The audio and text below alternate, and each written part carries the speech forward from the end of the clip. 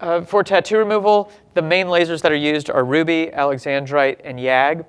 The alexandrite laser is really nice for getting blue ink.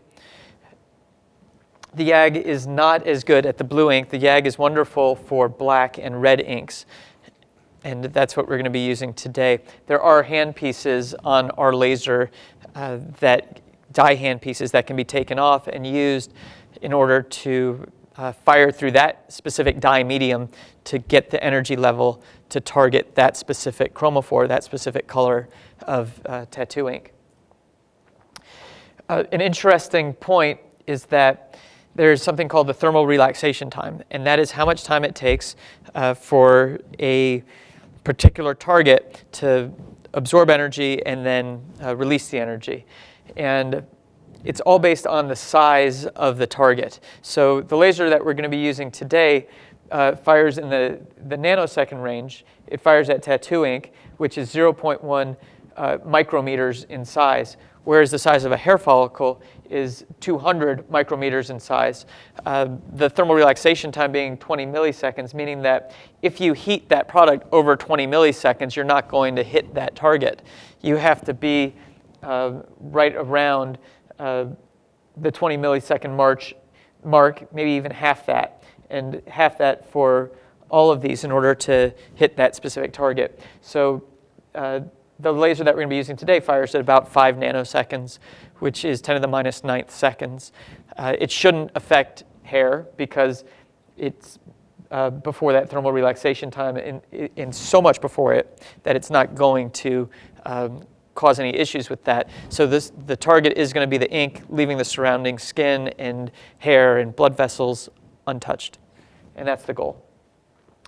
The laser we have is the RevLite SI. It's a Q-switched ND Yag laser. It's probably the gold standard for tattoo removal at this point. It's the top of the line laser by Cynosure ConBio, and that's what we have been using in my office.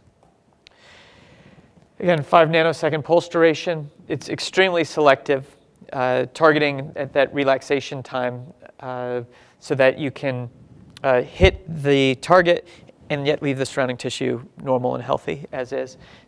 Long pulse lasers, those would be lasers for hair removal.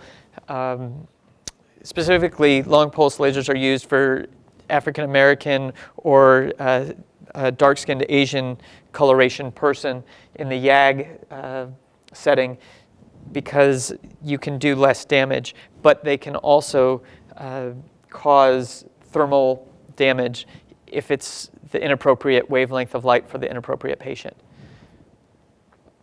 And this just says that the peak energy is really high over that very small period of time. So the target is hit really hard very quickly.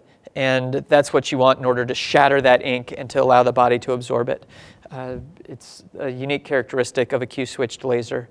And Q-switching, we have lasers that are not Q-switched, and the way I would liken it to is the non-Q-switched lasers. If you were to take a shower, you have all the stream of water coming down. That's non-Q-switched. If you were to have a Q-switched laser, you'd fill up your bathtub full of water, and at one point in time, you'd drain the tub, and you'd get that much energy at one point in time. And because you have so much energy over such a quick period of time, that's why you get the shattering effect. The 1064 is going to be targeting the dark inks, and that's here.